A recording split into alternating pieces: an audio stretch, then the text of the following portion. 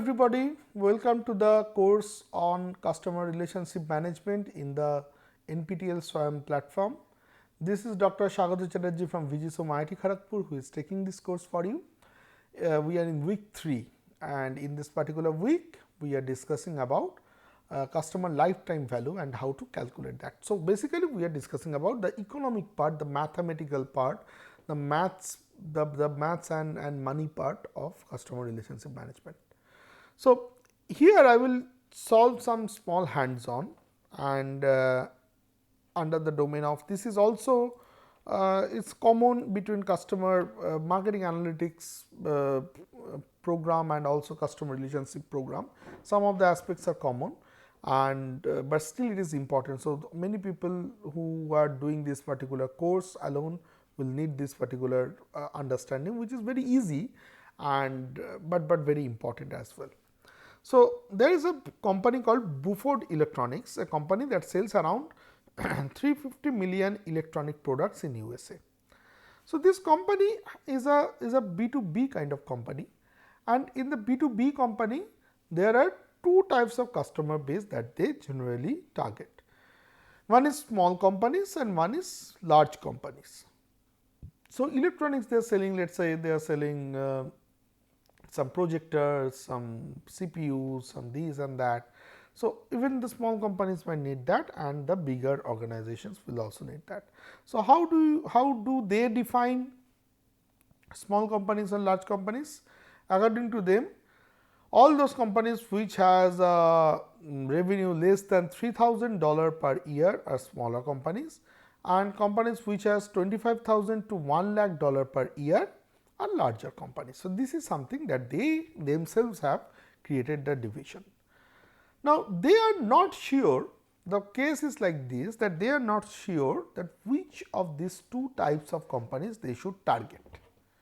So, when there is a targeting problem that they are facing, that whom they should focus on. So, what they did is they went back and talked with their sales team and they found out some basic figures based on which they want to take a call. So, one of the basic figures that they got is called conversion ratio. What is conversion ratio? That means how many leads that, what percentage of your leads that you generate ultimately gets converted. So, it has been seen that small companies has higher conversion plan, 15% conversion ratio, but the large companies have lower conversion plan, only 5% conversion ratio. And small companies, the cost per sales visit is also low, only $20. So, sales visit is, let us say if you want to, if you go for a small company or if you go for a B2B sales, you sometimes have to go to that particular company's premises and give presentations, stay there, understand their problem and blah blah blah. Now, this you have to do at your own cost, you do not do it at the cost of the company who is your potential client. So, that cost of per sales visit is $20 and the cost of sales visit from the side of the large companies is around $100. A number of sales visit per prospect that is required for small companies. In general, you need less number of visits, probably 2 days, two visits only, and in the large companies case it is 9 visits. The turnover per customer during first year is $1,200 here and $44,000 in that case. Obviously, they are large companies. And margin of sales is $360 in case of this guy and $8,500 in case of large companies. And because there are less number of large companies, you have approached 8,000 large companies in a particular year and 40,000 small companies in a particular year. So, this is the last 1 year's figures. Now, based on this, they have to decide that which of this group is more profitable in the long run, whom I should majorly focus in the next year also, so that I can make lot more money in the long run. So, what is the sales expense per prospect? So, per prospect, that means they have not become the customer yet. The expenditure is basically the number of sales visit into the cost of sales visit. right, and I drag it from here to here. So, if I drag it, then I get 900 here and 40 here. So, the conversion ratio is 15% and 5%. So, what is the cost to acquire a customer? The cost to acquire a customer is this divided by 0.15. Why this divided by 0.15? Because if you know that if you 15% is the conversion rate, right. That means out of 100 prospects, you will generate 15 customers, and out of 100 prospects, what will be the cost? 100 into 40, because $40 is the cost for each prospect. So, 100 into 40. So, 100 into $40 will get 15 customers. So, cost for one customer is 100 into 40 divided by 15. In other words, 40 divided by 0.15. So, that is what I am doing there. So, 40 divided by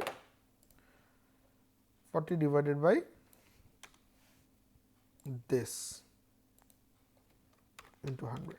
So, that will be the cost, and if I just drag it, this is 900 divided by 0.05 comes up to be 1800. So, now this is you understand that your cost to acquire a customer is pretty high here, and this is the benefit that you get. So, net contribution, what is the net contribution for the acquired customer? How much money that you generate in the first year? You only generate 93, because 360 is your margin first year and 267 is your cost. So, 93 is your margin, and here it is negative margin minus 9,500. How many customers do you acquire? 15% of this.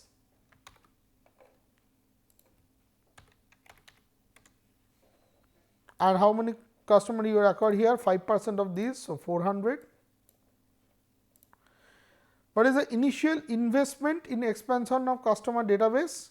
So, there is an investment that you have to do. So, I will not focus on this, let us keep this aside. And the net contribution for newly acquired customer, what is the net contribution? We have already calculated that. So, this one is, if I am not wrong,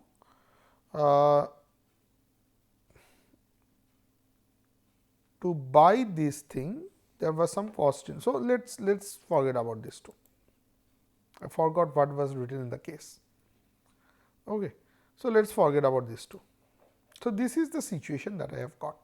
Now, the question is that which one should I go for? Out of these two small companies and large companies, whom should I focus on? This is the next big question that we are trying to answer. So, now here I can see that here I am making 93 profit, but here I am making 9,500 loss. So, why will I even think about them? I will think about large companies because in the first year I might make a loss, but as I have shown in the previous video that in the next year onward, in the second year or third year or fourth year onward, I can make some profit, and that profit can be very high for the large companies. So, what to do then? So, then we will calculate a customer lifetime value in the next stage. So, what I do here is I take certain assumptions. So, in the first year the sales is 1200, 30% was the margin. So, 360 is the margin and the marketing expense is 267. This has been told to us. The sales I assume to be increasing and slowly it will be probably, let us say, saturate at 2700. So, at one point it will saturate, it will not further increase, and the margin also slowly increases, let us say 45, 45 and then 50, 50, 50, that is the margin. Let us and the marketing expense slowly comes down. So, 50, 50, let us say 30, 30, 30. Marketing expense why comes down? Because as I told before that you know your customer more. So, even that 30 small customer expenditure, marketing expenditure can also lead to a closure. So, and also another important thing is the retention rate slowly goes up. So, the whoever joined in 1998, only 75% stays in 1999, but whoever stayed in 1999, 80% of them stays in 19. So, just think about this situation. One easy example, and you will answer. You will be able to answer that at what year of your marriage, after marriage, at what year the chances of divorce is highest? In the first year, or in the second year, or in the 5th year, or in the 10th year, or after 25 year or 30 year. So, after 25, 30 year, the chances of divorce is almost 0.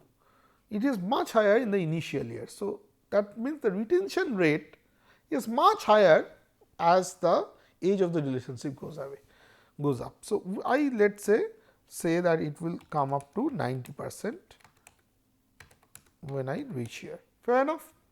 Now, based on these assumptions, now these some values you got from the figures and some values are assumptions. Based on these assumptions, you should not make the assumptions always. This exact trend you should get it from your database. That data should be there in the database. What is the retention percentage? You can get it from Markov chain models. So, I will not go to that, but you can try to find out what is the exact probability to change from 10 years of relationship, 9 year of relationship to 10th year of relationship. How I can get that probability? So, you should be able to find out that from the database. So, you can ask as a marketing manager to your data science team that give me these values. But once you have these values, what is the contribution? This is this minus the marketing expense, that is the contribution per account that I got. What is the discounted value of the contribution per account? So, what is the discounting rate that I have taken? 20% is the cost of money. So, this divided by 1.2 to the power 1998 minus this year. So, just assume what I have written g.2 divided by 1.2 to the power 0 for the first one. If I now drag it, this is 520 divided by 1.2 to the power 1, because 1999 minus A3, which is basically or it is actually the other way, sorry. So, it is A2 minus 1998, otherwise is A2 minus 1998, yeah. So, now that is a discounted price, it is a little bit lower than 520 and so on. So, this is the discounted contribution. And what are the number of accounts in a year? How many accounts are there? So, the initial year I have acquired 6,000 customers, the first year. 75% of them stays in the second year.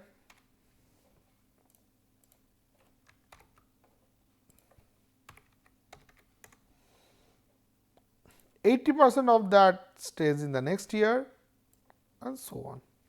So, these are the number of accounts that stay in respective years out of these 6,000 guys whom I have acquired in 1998.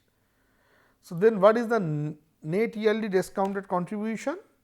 This into this. So, here if I see, I get the average also. So, I get the total contribution is basically a sum of all this.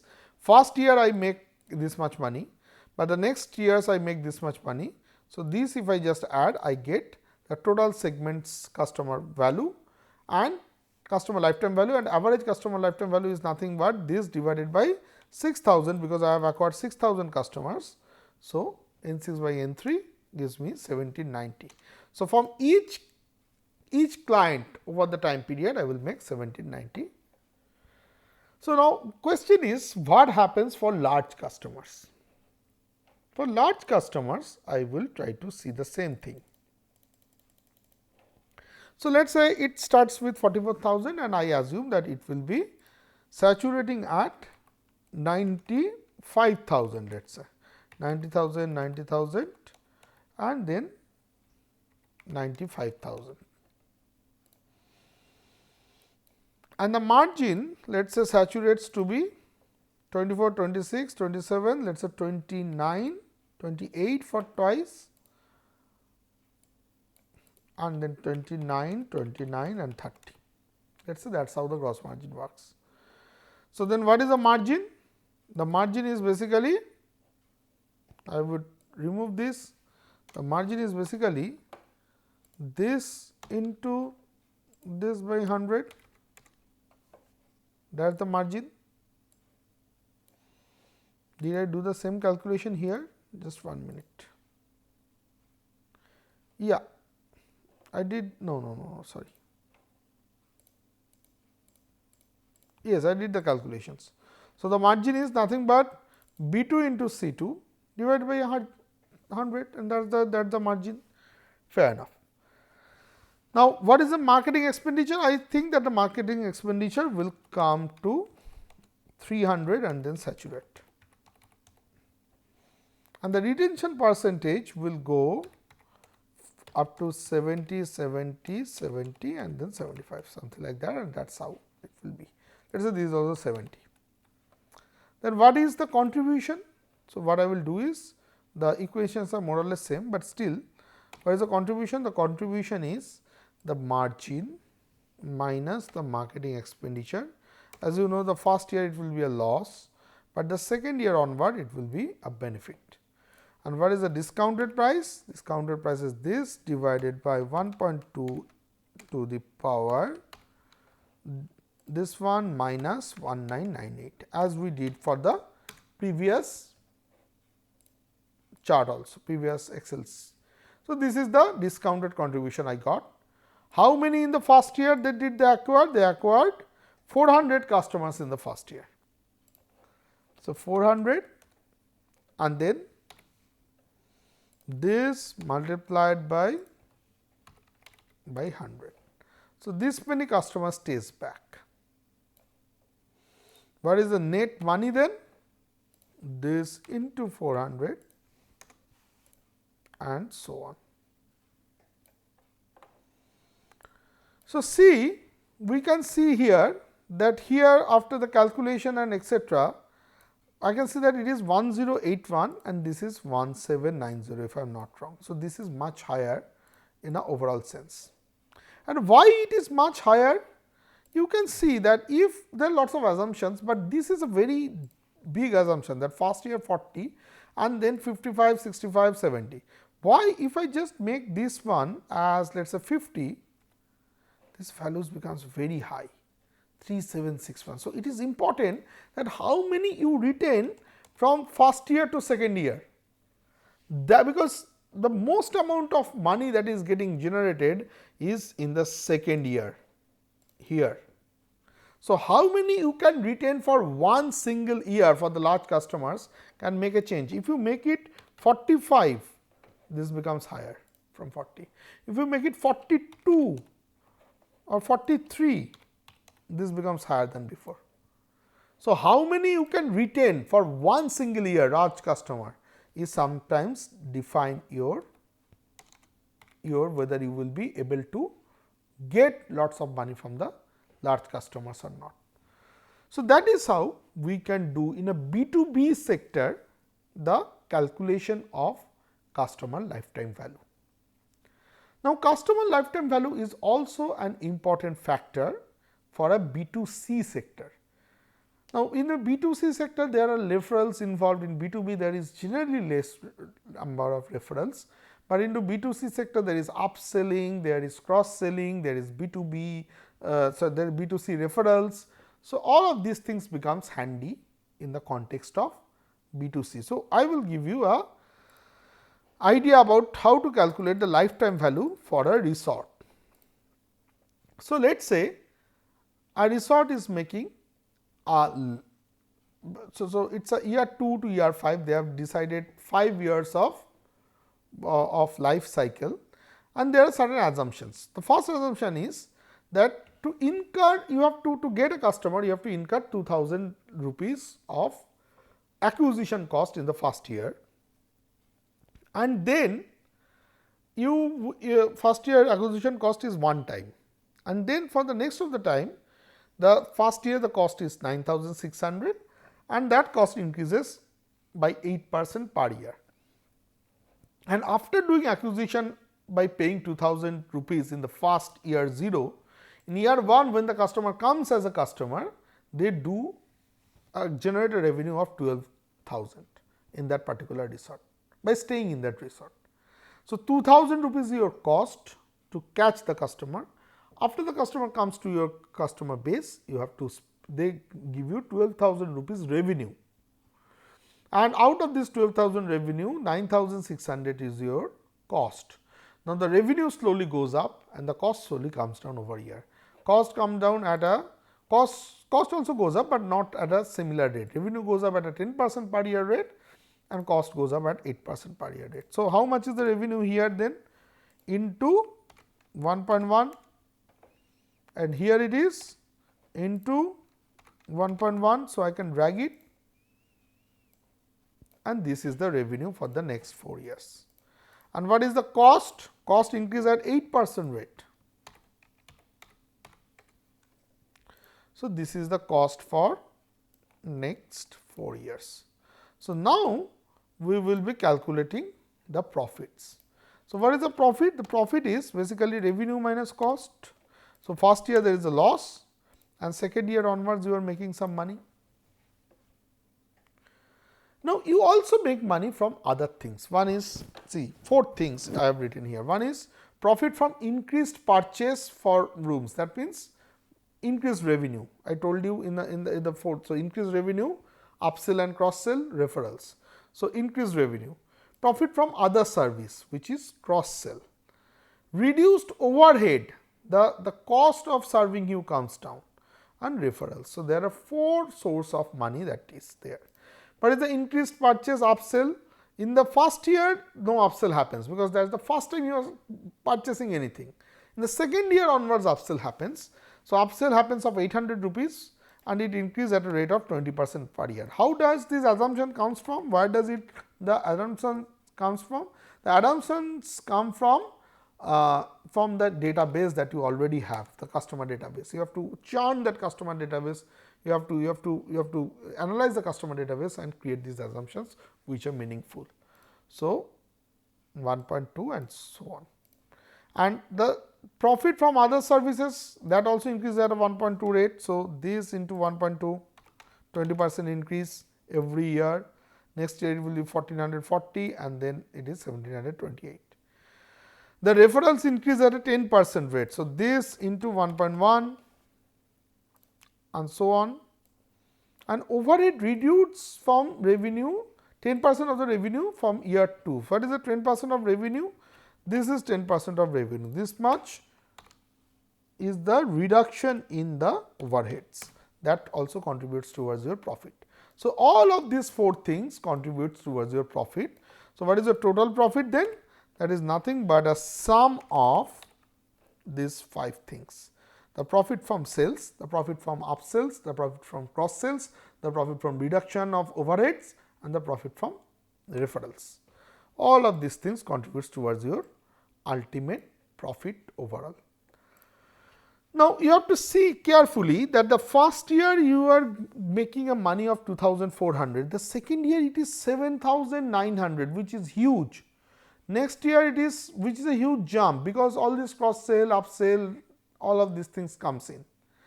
Third year it is 9,500, significant jump, but not very huge, and then 10,000 and then 12,000. So, how do you decide it is 5 years? You can go up to more. So, whether it will be 5-year life cycle or 7-year life cycle or 10-year life cycle is also a critical decision. I told that CLV calculation starts from lifetime calculation. What is the lifetime? Here we have taken 10 years as lifetime. I could have taken for 5 years and then did the calculation. So, that is also a crucial decision, and that comes from the transition probability, that how is the transition probability, that from 1 year to another year how much will be the change in terms of the percentage. So, keeping that in your background, you have to take whether it is 5 years or 7 years or 9 years or something like that. Now, I have taken a discounting factor of 15%. So, what I will do is, I will just write 0, 1, 2, 3, 4, 5. So, first year the discounting factor is basically this divided by 1.15 to the power 0. Okay, sorry, 1.15 to the power this 0 value, and if I drag, next year it becomes 2400 divided by 1.15 to the power d13, which is 1, and so on. If I just drag these things up to this point, then I know that, see, the values have come down, and the net present value is then how much? The sum of all of these things.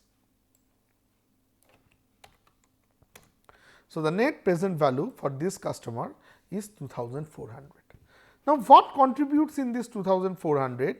You will see that this jump is basically contributing to this. So, the major contributor is these values, and these values are coming not from the increase here, the increase here is not much, but these values are coming from the increase here. This cross sell, upsell and reduction is something that is contributing the most, and out of them also the highest contributing factor is the referrals.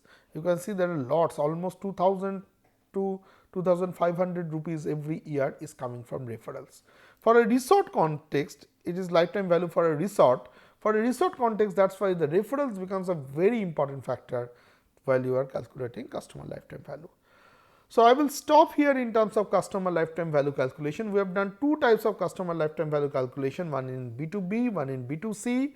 Both has huge applications in the economies of customer relationship management, and in the next videos we will be discussing about certain cases where these concepts of customer lifetime value management and customer relationship management will be used to take business decisions, that how I can take strategic decisions by making informed choice based on hardcore monetary values rather than very soft core, very abstract marketing strategies. We have to take marketing decisions which are hardcore quantitative decisions, and how that can be taken using this CLV calculation is something that we will be discussing in the next videos. Thank you for being with me in this particular video. I will see you in the next class. Thank you.